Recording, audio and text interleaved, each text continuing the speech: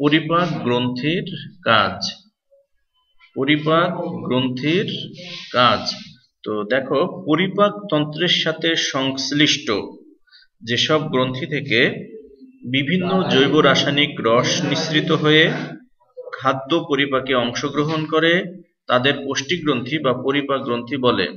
তো যদি সংজ্ঞাটা আসে তাহলে এইটুকু বলতে হবে। তাহলে পরিপাক তন্ত্রের সাথে সংশ্লিষ্ট যেসব গ্রন্থি থেকে বিভিন্ন জৈব রাসায়নিক রস নিঃসৃত হয়ে খাদ্য পরিপাকে অংশগ্রহণ করে তাদের পুষ্টি গ্রন্থি বা পরিপাক গ্রন্থি বলে। তো যদি বলা হয় মানব দেহে কয় ধরনের পুষ্টি গ্রন্থি থাকে? 5 ধরনের। কি কি? লালা গ্রন্থি, যকৃৎ, অগ্নাশয়, গ্যাস্ট্রিক গ্রন্থি এবং আন্ত্রিক গ্রন্থি।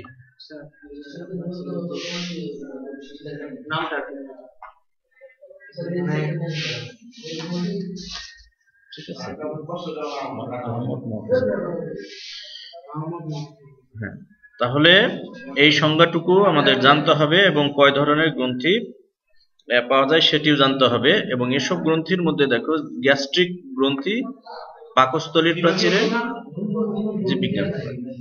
এবং আন্ত্রিক গ্রন্থি অন্ত্রের প্রাচীরে অবস্থান করে। আচ্ছা, গ্যাস্ট্রিক এর বাংলা হচ্ছে স্টমাক, ইংরেজি স্টমাক, আর স্টমাকের বাংলা পাকস্থলী। তো মেডিকেল টার্ম হচ্ছে গ্যাস্ট্রিক। গ্যাস্ট্রিক মানে পাকস্থলী। হ্যাঁ, তো এখন আমরা দেখি পরিপাক তন্ত্রের সাথে সংশ্লিষ্ট প্রথমেই যে গ্রন্থিটি আসে সেটি হচ্ছে লালা গ্রন্থি। কোন গ্রন্থি? লালা গ্রন্থি। যদি বলা হয় লালা গ্রন্থি কত জোড়া? লালা গ্রন্থি হচ্ছে, তারিখটা লিখে দাও। লালা গ্রন্থি কত জোড়া? 3 জোড়া। আচ্ছা, তো লালা গ্রন্থি দেখো, লালা গ্রন্থিগুলি এপিথেলিয়াম আবৃত গোলাকার বা ডিম্বাকার রস নিঃসারী অসংখ্য থলি নিয়ে গঠিত।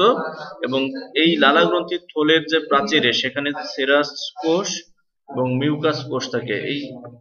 এই দুইটা নাম ভালো করে পড়ে রাখতে হবে। যে কি নাম? একটা হচ্ছে সেরাস কোষ আর একটা হচ্ছে মিউকাস কোষ। যে এমসিকিউ কোশ্চেনে দিবে সেরাস কোষ কোথায় পাওয়া যায়, বা বহুপদী কোশ্চেন দিয়ে দিতে পারে লালা গ্রন্থিতে পাওয়া যায় সেরাস কোষ, তারপরে মিউকাস কোষ, প্যারাইটাল কোষ। তাহলে সঠিক উত্তর হচ্ছে 1 এবং 2। এই ধরনের কোশ্চেন এখান থেকে দিতে পারে। তো মানুষের 3 ধরনের লালা গ্রন্থি থাকে। তো প্রথম যে লালা গ্রন্থি, সেই প্রথম লালা গ্রন্থিটা হচ্ছে কি? প্যারোটিড গ্রন্থি। প্রথম গ্রন্থির নাম কি? আচ্ছা, প্যারোটিড গ্রন্থি। এবং মানুষের যে 3 জোড়া লালা গ্রন্থি, এই 3 জোড়া লালা গ্রন্থির মধ্যে সবচেয়ে বড় যে লালা গ্রন্থি, সেই বড় লালা গ্রন্থির নাম হচ্ছে প্যারোটিড গ্রন্থি। সবচেয়ে বড় গ্রন্থির নাম কি? প্যারোটিড গ্রন্থি। এবং এটি কোথায় থাকবে? কানের নিচে। এই যে দেখো কান, চিত্রটা খেয়াল করো। এই যে কান, ঠিক কানের নিচে দেখো বড় আকারের যে গ্রন্থিটা দেখতে পাচ্ছি আমরা এখানে, এই বড় আকারের গ্রন্থিটা কি বলা হচ্ছে? প্যারোটিড গ্রন্থি। এবং প্যারোটিড গ্রন্থির সাথে দেখো একটি নালী যুক্ত, ঠিক আছে, এবং যে নালীটি মুখগহ্বরে উন্মুক্ত। তো যদি বলা হয় প্যারোটিড গ্রন্থির যে নালী, এই নালীটি কোথায় উন্মুক্ত থাকবে?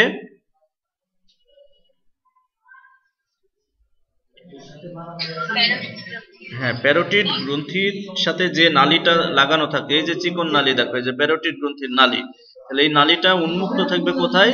মুখগহ্বরে। কোথায়? হ্যাঁ, আচ্ছা দেখো, কানের নিচে একটি করে মোট 2টি প্যারোটিড গ্রন্থি থাকে। প্রতিটি গ্রন্থি থেকে একটি করে নালী বের হয়। এই যে দেখো নালীটা বের হয়েছে, এই যে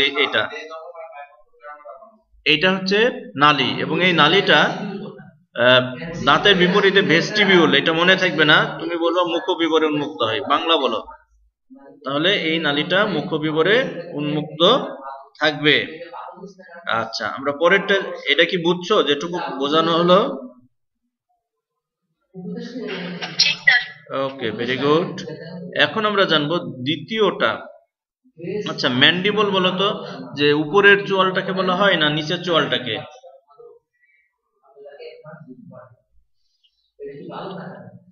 নিচের যে চোয়াল, ঠিক আছে, আমাদের যে নিচের চোয়ালটা, দাঁতে উপরে একটা চোয়াল থাকে, নিচে একটা চোয়াল থাকে, নিচের যে চোয়াল সেটাকে বলা হচ্ছে কি ম্যান্ডিবল। ঠিক আছে, তো নিম্ন চোয়ালের কৌণিক অঞ্চলের নিচে কি থাকে, এই সাবম্যান্ডিবুলার গ্রন্থি অবস্থান করে। তাহলে এই যে দেখো, সাব মানে নিচে, আর ম্যান্ডিবল আসছে নিচের চোয়াল, তাহলে নিচের যে চোয়াল আছে সেই চোয়ালের নিচের অংশে থাকবে কি ম্যান্ডিবুলার গ্রন্থি, এবং মোট কয়টি? দুইটি বা এক জোড়া। এবং এই গ্রন্থির নালী জিহ্বার ফ্রেনুলামের পাশে উন্মুক্ত হয়। আচ্ছা, এরপরে সাবলিঙ্গুয়াল। সাব মানে কি বললাম, নিচে না উপরে? নিচে। আর সাবলিঙ্গুয়াল গ্রন্থি, তাহলে এটা হচ্ছে জিহ্বার নিচে থাকবে। দেখো, তাহলে জিহ্বার নিচে এক জোড়া সাবলিঙ্গুয়াল গ্রন্থি বিদ্যমান, এদেরও জিহ্বার ফ্রেনুলামের পাশে উন্মুক্ত হবে। তো আমরা দেখি, এই যে দেখো, তাহলে সাবলিঙ্গুয়াল গ্রন্থি কোথায় থাকছে? যে জিহ্বা, এই যে দেখো জিহ্বাটা, তাহলে জিহ্বা ঠিক জিহ্বার নিচেই থেকে সাবলিঙ্গুয়াল গ্রন্থি। ঠিক আছে, আর এই যে নিচের যে চোয়াল, সেই নিচের চোয়াল যেখানে থাকছে সেই চোয়ালের নিচে থাকে সাবম্যান্ডিবুলার গ্রন্থি। তাহলে এইগুলি কিন্তু বুঝে বুঝে পড়তে হবে, বুঝে বুঝে পড়লে তোমার কোনো অসুবিধা হবে না, তুমি পরবর্তীতে খুব ভালোভাবে এগুলি উত্তর করতে পারবে এমসিকিউ এ। আচ্ছা, এখন দেখি লালা গ্রন্থির কাজ কি। লালা গ্রন্থির কাজ হচ্ছে লালা নিঃসরণ করা। কি কাজ? আচ্ছা, আর লালার কাজ কি?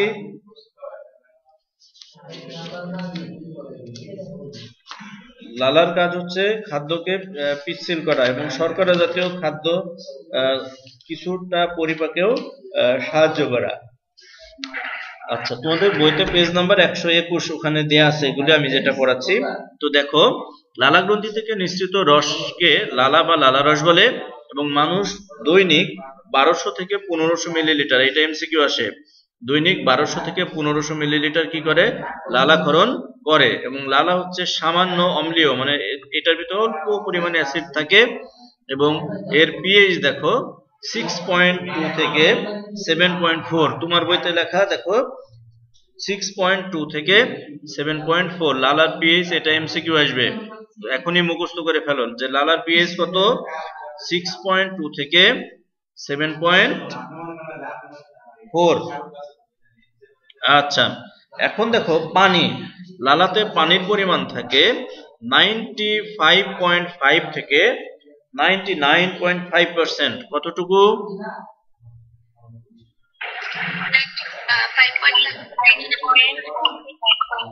ওকে। এবং কোষীয় যে অংশগুলি থাকে দেখো, এই কোষীয় উপাদানের মধ্যে ইস্ট থাকতে পারে, ব্যাকটেরিয়া থাকতে পারে, প্রোটোজোয়া থাকতে পারে, লিউকোসাইট থাকতে পারে।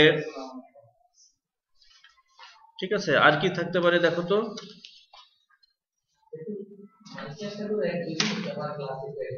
আরো আর কি কি থাকতে পারে দেখো, এপিথেলিয়াল কোষ থাকতে পারে।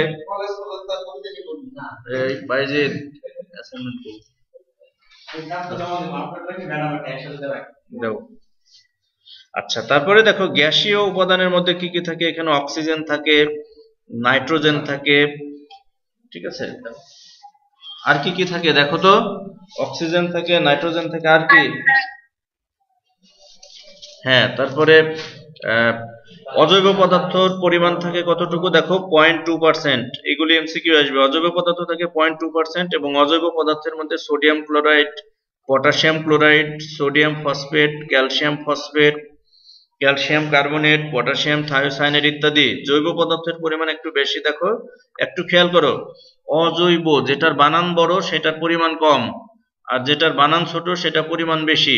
তাহলে অজৈব 3টা অক্ষর, তাহলে ওইখানে পরিমাণ কম 0.2%, আর বানান যেটা ছোট সেটা হচ্ছে বেশি 0.3%। তো জৈব পদার্থের মধ্যে দেখো টায়ালিন একটা enzyme, lipase enzyme, carbonic anhydrase, phosphatase, bacteriolytic enzyme, এগুলি থাকবে। এছাড়াও থাকবে মিউসিন, কিছু urea, amino acid, cholesterol, vitamin, antigen, antibody, এই সকল জৈব পদার্থগুলো লালার মধ্যে কিন্তু কিছু পরিমাণে থাকে। এখন লালার কাজগুলি 2 মাসের জন্য আসে। যান্ত্রিক কাজ দেখো, লালা মুখবিবরকে সর্বদা মানে ভেজা রাখে, যা কথা বলতে সাহায্য করে।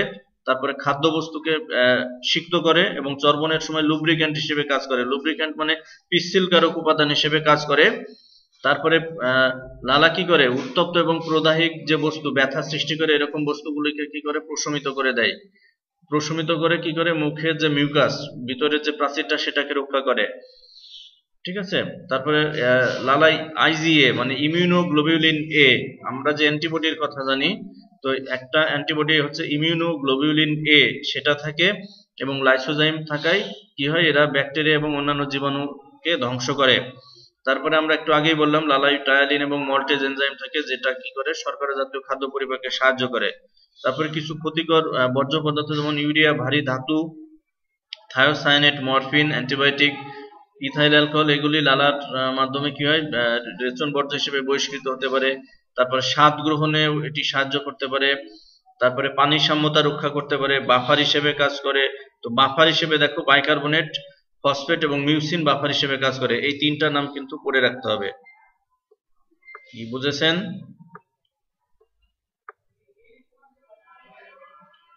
আচ্ছা, একজন বলেন তো মানবদেহের সব থেকে বড় গ্রন্থির নাম কি?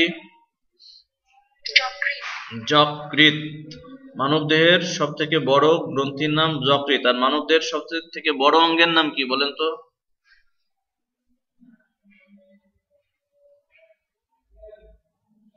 মানবদেহের সব থেকে বড় অঙ্গের নাম কি? না।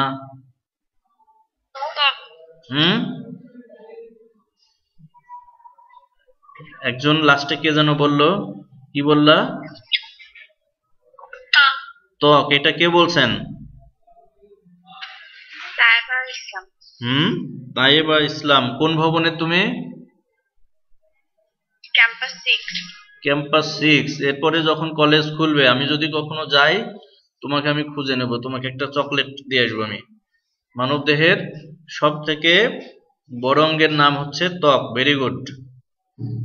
ঠিক আছে, হ্যাঁ ত্বক।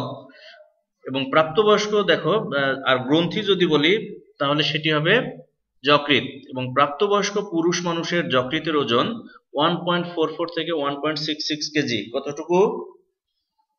1.44 থেকে 1.66 কেজি। এবং এটি উদর গহ্বরের নিচের দিকে। তাহলে এটি কোথায় থাকবে? এটি উদর গহ্বরের উপরের দিকে থাকবে। এটি থাকবে উদর গহ্বরের উপর ভাগে, অর্থাৎ আমাদের যে পেটের ভিতরে ফাঁকা যে জায়গাটা থাকে, আমরা মূলত সেটা কি বলা হচ্ছে, উদর গহ্বর, অ্যাবডোমিনাল ক্যাভিটি। তো সেই উদর গহ্বরের যে উপরের অংশ সেখানে থাকবে এবং পাকস্থলীর ডান পাশে। কোথায় থাকবে? উদর গহ্বরের উপরের দিকে, আর থাকবে পাকস্থলীর ডান পাশে। যে এই সবগুলো মেডিকেলে আসে। এবং ডায়াফ্রাম, আমরা জানি আমাদের যে ফুসফুস আছে, সেই ফুসফুসের নিচে কি থাকে, একটা পেশিবহুল পর্দা থাকে, যেটাকে বলা হয় ডায়াফ্রাম বা মধ্যস্থতার। তাহলে মধ্যস্থতার ঠিক নিচে থাকবে। এবং রংটা আমরা কিন্তু দেখতেই পাচ্ছি যে রং লালচে বাদামি এবং দেখতে অনেকটা ত্রিকোণাকার নাকি চতুর্ভুজাকার, একজন বলো? ত্রিকোণাকার। হ্যাঁ, ত্রিকোণাকার। এবং যকৃতের ডান খণ্ড, বাম খণ্ড, যেগুলোকে বলা হচ্ছে কড্যাট এবং কোয়াড্রেট, এরকম টোটাল খণ্ড থাকবে কয়টি? 4টি। যকৃতে মোট কয়টি খণ্ড থাকবে? 4টি। এবং এই ডান খণ্ডটি যকৃতের সব থেকে বড়। যকৃতের ডান পাশে যে খণ্ডটা থাকে সেই খণ্ডটা থাকে বড় এবং বাম পাশের খণ্ডটা থাকে দেখো সরু। ঠিক আছে। এবং যকৃতের উপরের যে প্রান্তটা, এই যে উপরের অংশটা, ডান খণ্ড যেখানে লেখা, এই উপরের প্রান্তটা হচ্ছে উত্তল থাকে। আর এই যে নিচের যে অংশটা, যে কার্সরটা খেয়াল করো, এই নিচের অংশটা হচ্ছে কি অবতল থাকে। এবং এই অবতল যে অংশটা, এই অবতল অংশ কি করে, পাকস্থলীকে আবৃত করে রাখে। বোঝা গেছে?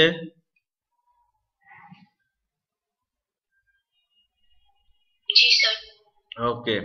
আর যকৃতের বাহিরের দিকে একটা আবরণ থাকে, যে আবরণকে বলা হয় গ্লিসন ক্যাপসুল। কি বলা হয়? হ্যাঁ, এবং এই আবরণটা কি করে, যকৃতের ভিতরের অংশে প্রবেশ করে যকৃতকে হেপাটিক লোবিউল নামক অসংখ্য অংশে বিভক্ত করে। তাহলে যকৃত যে আবরণ দ্বারা আবৃত থাকে সেই আবরণকে বলা হয় গ্লিসন ক্যাপসুল। আরেকটা মনে অ্যাসাইনমেন্ট দিয়েছিল, আমি তো ফার্স্ট অ্যাসাইনমেন্ট সেকেন্ডটা করেছি আর কি, যে কালকে না শুক্রবারে জানি একটা দিয়েছি। আচ্ছা, অসুবিধা নেই, আমি তো আমার কাছে আছে, অসুবিধা নেই, আমি বুঝে নেব। ঠিক আছে, আচ্ছা তাহলে কি না, এটা সেকেন্ডটা ধরে নেব এটা। তাহলে যকৃৎ বাইরের দিকে যে আবরণ দ্বারা আবৃত থাকছে সেই আবরণকে বলা হয় গ্লিসন ক্যাপসুল, এবং গ্লিসন ক্যাপসুল কি করছে, লিভারের ভিতরে প্রবেশ করে লিভারকে অসংখ্য ছোট ছোট ক্ষুদ্র খণ্ডে বিভক্ত করে, যে খণ্ডগুলিকে বলা হয় লোবিউল। কি বলা হয়? লোবিউল। এবং প্রত্যেকটা লোবিউলে একটি কেন্দ্রীয় শিরা থাকে, অর্থাৎ লোবিউলের কেন্দ্রে কি থাকে, একটা কেন্দ্রীয় শিরা থাকে। তোমরা যদি তোমাদের বইতে দেখতে চাও তাহলে 139 নম্বর পেজে দেখো দেয়া আছে কেন্দ্রীয় শিরা, পেজ নাম্বার 139, 139 পেজে দেখো যে প্রতিটি হেপাটিক লোবিউল একটি কেন্দ্রীয় শিরা থাকে, যাকে পরিবেষ্টন করে ষড়ভুজাকার বহু সংখ্যক যকৃৎ কোষ থাকে। ওই যে দেখো কেন্দ্রীয় শিরা 139 পেজে, সেই কেন্দ্রীয় শিরা চারপাশে দেখো অসংখ্য যকৃৎ বা হেপাটিক কোষ থাকছে। তারপরে কি বলা হচ্ছে যে পিত্তনালীগুলি মিলিত হয়ে, দেখো লোবিউলে অসংখ্য, এটা একটু দেখে নাও, লোবিউলে অসংখ্য পিত্তনালী এবং রক্তনালী থাকে। এই যে লিভারের যে খণ্ডগুলির কথা বলা হলো, সেই খণ্ডের মধ্যে অসংখ্য পিত্তনালী থাকে এবং কি থাকে, রক্তনালী থাকে। এবং পিত্তনালীগুলি মিলিত হয়ে একটি সাধারণ হেপাটিক নালী গঠন করে। পিত্তনালীগুলি মিলিত হয়ে কি গঠন করে, এটা আসবে। পিত্তনালীগুলি মিলিত হয়ে একটি সাধারণ হেপাটিক নালী গঠন করে। এটা এখনই মুখস্থ করে ফেলো। এনা আসো, আসমা আক্তার এনা।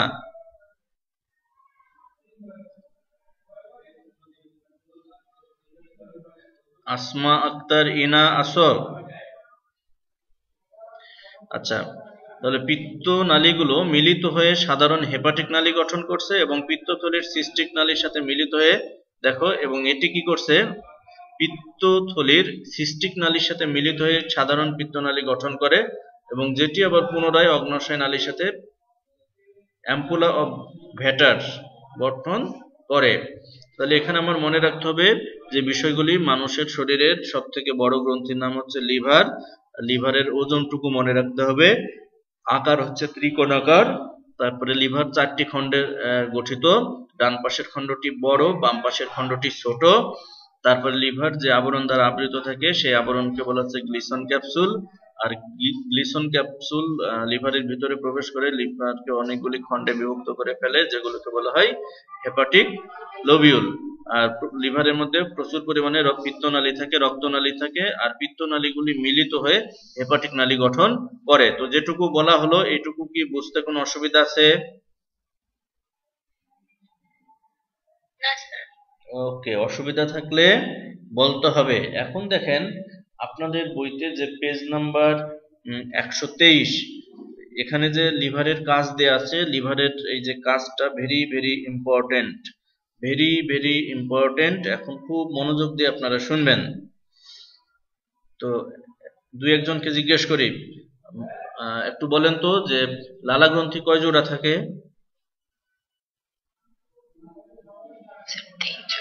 3 জোড়া। Very good.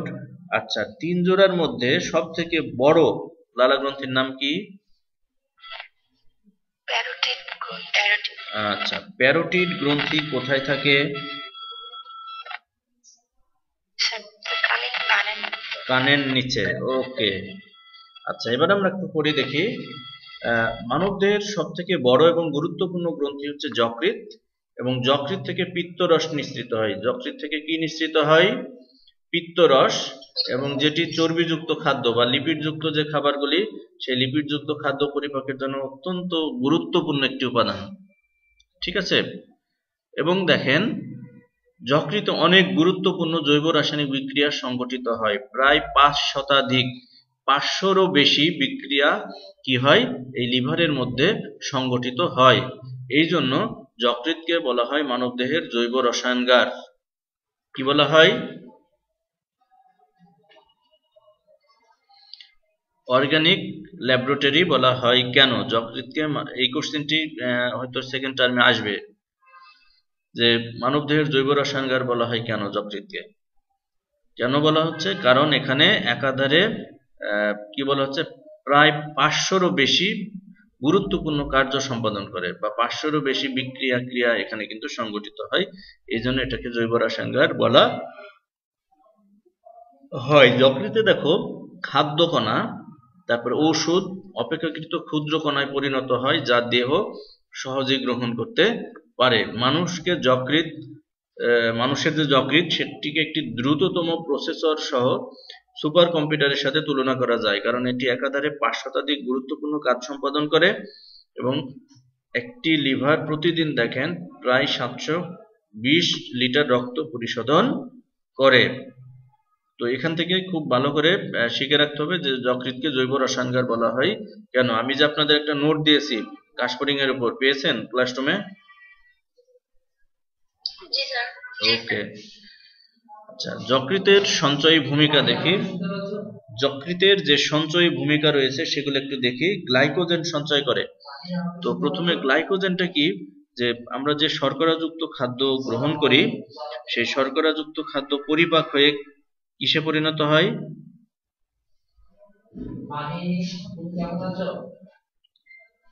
আমরা যখন ভাত খাই এই ভাতটার সর্বশেষ পরিণতি কি হয়, যেটা কোষ গ্রহণ করতে পারে? মনে আছে? গ্লুকোজ না?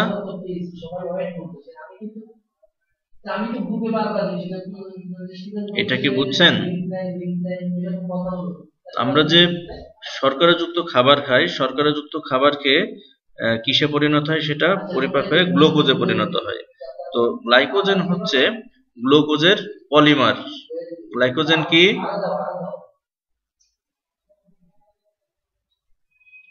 আপনারা কি শুনতে পাচ্ছেন?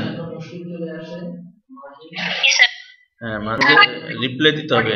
তো গ্লাইকোজেন হচ্ছে গ্লুকোজের পলিমার, অর্থাৎ অনেকগুলি গ্লুকোজ সম্মিলিতভাবে কি করে গ্লাইকোজেন গঠন করে। তো আমাদের দেহে কি হয়, যে এই গ্লাইকোজেনটা কিন্তু লিভার তার নিজের মধ্যে জমা করে রাখে, অর্থাৎ অতিরিক্ত যে কার্বোহাইড্রেট, অর্থাৎ অতিরিক্ত যে গ্লুকোজ, সেই গ্লুকোজগুলি গ্লাইকোজেনে কনভার্ট হয়ে সে কি করে লিভার তার নিজের মধ্যে জমা রাখে, এবং যখন দেহে কি হয় শর্করাযুক্ত খাদ্যের অভাব হয় তখন এই গ্লাইকোজেনগুলি ভেঙে গিয়ে আবার গ্লুকোজে পরিণত হয় এবং দেহকে শক্তি সরবরাহ করে। কি বোঝা গেছে? তারপরে 123 পেজে দেখেন রক্ত সঞ্চয়। প্লীহা এবং অন্ত্র থেকে বেরিয়ে রক্তবাহিকাগুলি মিলিত হয়ে হেপাটিক পোর্টাল শিরা গঠন করে, এবং এত দরকার নাই যে যকৃৎ প্রায় 1500 ঘন সেন্টিমিটার পর্যন্ত রক্ত সঞ্চয় করে রাখতে পারে, এবং যা দেহের বিভিন্ন রক্তক্ষরণজনিত ঘটনায় কি করে মূল সংবহনের সাথে মিলিত হয়ে রক্তের চাপ সমন্বয় করে। অর্থাৎ লিভার কি করে, যে তার নিজের মধ্যে প্রায় 1500 মিলিলিটার রক্ত জমা রাখে। তো কোনো কারণে যদি দেহ থেকে রক্ত বেরিয়ে যায় বেশি পরিমাণে, তখন কি হয় লিভার থেকে এই রক্তগুলি বেরিয়ে আমাদের মূল যে সার্কুলেশন যে সিস্টেম, সার্কুলেটরি যে সিস্টেম বা সংবহন তন্ত্রে কি করে এই লিভার থেকে বের হয়ে রক্তটা আমাদের যে রক্তনালীর মধ্যে প্রবেশ করে কি করে, যে তাৎক্ষণিকভাবে রক্তের যে চাপ সেই চাপটা নিয়ন্ত্রণ রাখে। তারপরে দেখো ভিটামিন সঞ্চয় করে। যকৃতে কি করে স্নেহে দ্রবণে যে ভিটামিন যেটা এ, ডি, ই এবং কে, তারপরে হচ্ছে বি এবং সি, তারপরে B12, এই ধরনের যে ভিটামিনগুলো সেগুলো কিন্তু লিভার সঞ্চয় করে রাখে। তারপরে পিত্তরস উৎপাদন করে। যকৃৎ থেকে উৎপন্ন পিত্তরস কি করে, যকৃতের ডান খণ্ডাংশের নিচে যে পিত্তথলি, সেই পিত্তথলির মধ্যে কিন্তু জমা থাকে। তো পরীক্ষায় আসে এটা, যে অনেকে ভুল করে, যে পিত্তরস তৈরি করে কে, উৎপাদন করে কে, লিভার তৈরি করে পিত্তরস, আর জমা থাকে কোথায়, পিত্তথলিতে। তো অনেক সময় এমসিকিউ আপনারা ভুল করেন যে পিত্তথলি পিত্ত রস উৎপাদন করে, আসলে এটা ঠিক না, পিত্তরস উৎপন্ন করে লিভার। তারপরে বিভিন্ন ধরনের খনিজ দ্রব্য দেখেন, copper, zinc, cobalt, molybdenum, iron, potassium, এগুলিও কিন্তু লিভার সঞ্চয় করে। লিপিড সঞ্চয় করে, রক্ত সঞ্চয় করে, তো আমরা সেটা বললাম। তো যকৃতের বিপাকীয় যে ভূমিকা, এটা আমাদের এখন ভালো করে শিখতে হবে। যকৃতের বিপাকীয় ভূমিকা দেখেন 123 নম্বর পেজের নিচের অংশে পেজের। শর্করা বিপাকে কি করে দেখেন, গ্লাইকোজেনেসিস। এটা কি বুঝেন গ্লাইকোজেনেসিস কি জিনিস?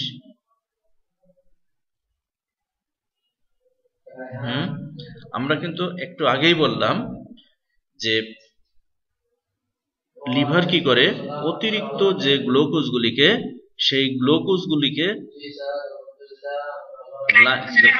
গ্লাইকোজেনে রূপান্তর করে। তো যখন শরীরে কি হয় যে এই শর্করাযুক্ত খাদ্য বা গ্লুকোজের যদি মারাত্মকভাবে অভাব দেখা যায়, তখন কি হয় যে এই গ্লাইকোজেনগুলি ভেঙে যায়, ভেঙে গিয়ে কি হয় গ্লুকোজে পরিণত হয়, এবং কি হয় শরীরে কার্বোহাইড্রেটের যে লেভেলটা, সেই লেভেলটা ঠিক রাখে। তো আপনারা যদি খেয়াল করেন দেখবেন রমজান মাসে যখন সেহরি খান, সেহরি খাওয়ার পরে একটা সময়ে দেখবেন আপনার খুব ক্ষুধা লাগে, তাই না? এরপরে কিছু সময় পর দেখবেন যার ক্ষুধা লাগে না, কারণ কি এটা জানেন? আচ্ছা, যখন হঠাৎ করে আমরা খাবার খাওয়াটা বন্ধ করে দিই, তখন শরীরে কি হয়, সাময়িক সময়ের জন্য আমাদের যে কি বলে গ্লুকোজের অভাব দেখা যায়, কার্বোহাইড্রেটের অভাব দেখা যায়। তো এই সময়ে কি হয় যে লিভার থেকে যে গ্লাইকোজেন, সেই গ্লাইকোজেন অর্থাৎ গ্লুকোজের যে পলিমার, সেই পলিমারটা ভেঙে যখন ব্লাডে এটা মুক্ত হয়ে যায়, তখন কিন্তু আর আমাদের ক্ষুধাটা লাগে না। তো রমজান মাসের বিষয়টা এরকম, ঠিক আছে? এই সময় কিন্তু প্রচুর গ্লাইকোজেনেসিস প্রক্রিয়াটা ঘটে।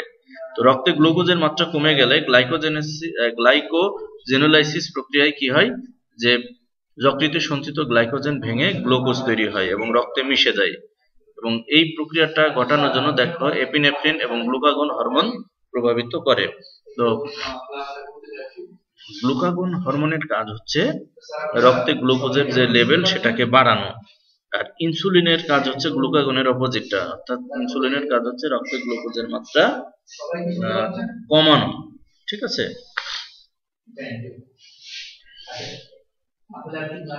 আচ্ছা, এরপরে দেখো গ্লাইকোনিওজেনেসিস।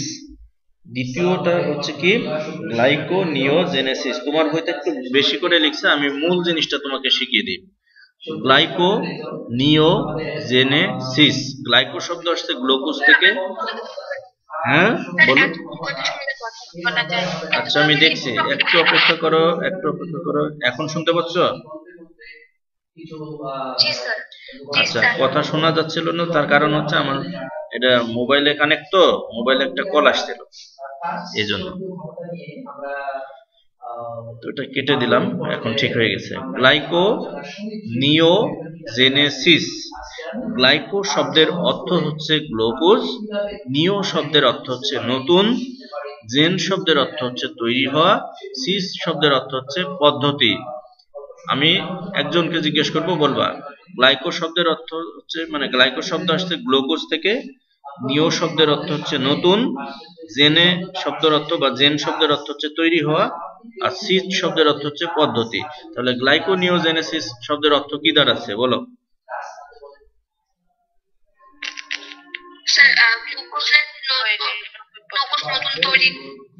ভেরি গুড, এটা কে বললেন? Riya Barua, very good. তো যখন শরীরে কি হয় যে শর্করার অভাব দেখা যায় ব্যাপকভাবে বা মারাত্মকভাবে, যখন কার্বোহাইড্রেটের অভাব দেখা যায়, তখন শরীর মানে লিভার কি করে দেখো, যে প্রোটিন এবং আমাদের শরীরে যে ফ্যাট থাকে, প্রোটিন এবং ফ্যাটকে ভেঙে ফেলে, মানে প্রোটিন এবং ফ্যাটকে কি করে, সে কার্বোহাইড্রেটে কনভার্ট করে ফেলে, তখন সেটাকে বলা হচ্ছে গ্লাইকোনিওজেনেসিস। তো একজন মনে করো একজন হচ্ছে ওজন হচ্ছে উচ্চতা বলি, একজনের উচ্চতা 5 ফুট 2 ইঞ্চি, আর আরেকজনের উচ্চতাও 5 ফুট 2 ইঞ্চি।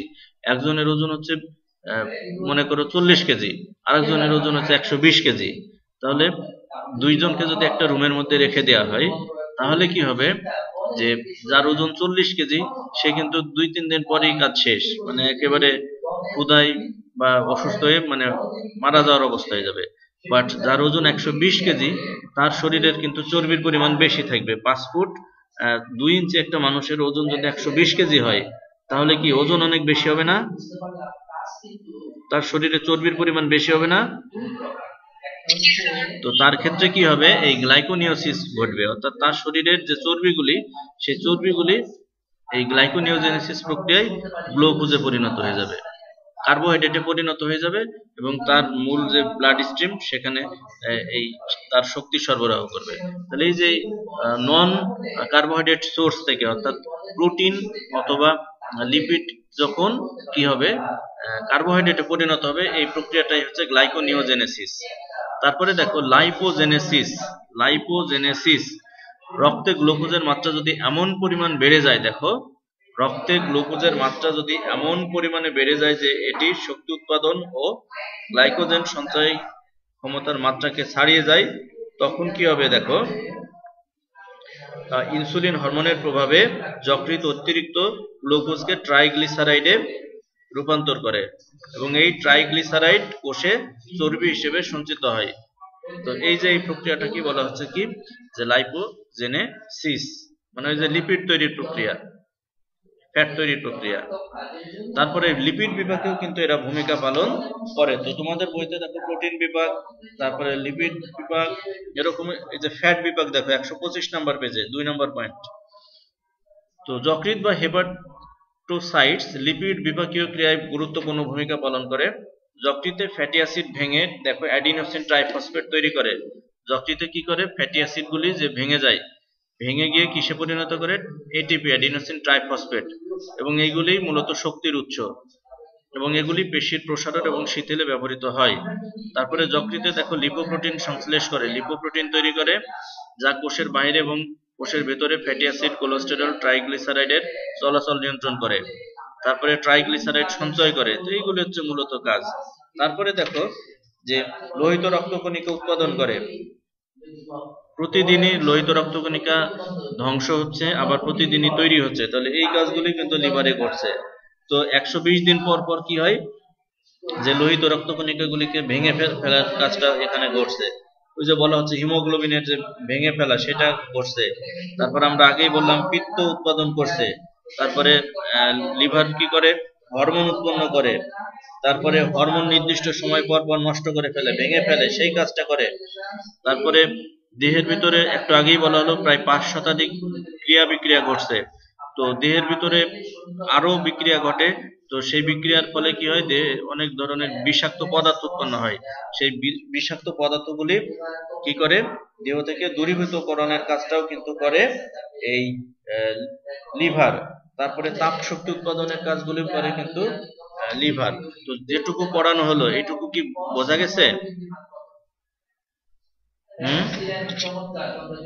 এই যে যেটা বললাম, হিমোগ্লোবিন ভাঙবে, হরমোন ভেঙে ফেলবে, তারপরে তাপ শক্তি উৎপাদন করবে। তো এই ছিল আজকের বিষয়। তো আমি একটু রোল কল। আজ তাহলে এ পর্যন্তই। আগামী দিন আরো একটি বিষয় নিয়ে কথা হবে। সেই পর্যন্ত সকলেই ভালো থাকবে। আল্লাহ হাফেজ।